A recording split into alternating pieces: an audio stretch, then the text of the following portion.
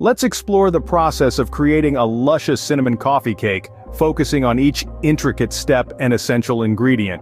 Initiate your baking journey with preheating the oven to 350 Fahrenheit. The cinnamon swirl begins with a blend of sugar and butter.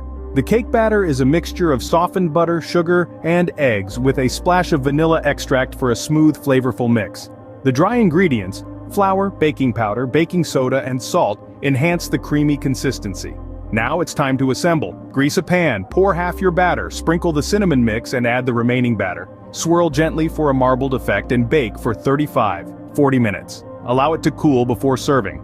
The resulting cinnamon coffee cake, with its heavenly aroma and delectable taste, is a pleasure to both bake and consume. Ideal for those moments when you yearn for a bit of sweetness. We urge you to try this recipe and experience the joy it brings. Until we meet again in the kitchen, happy baking!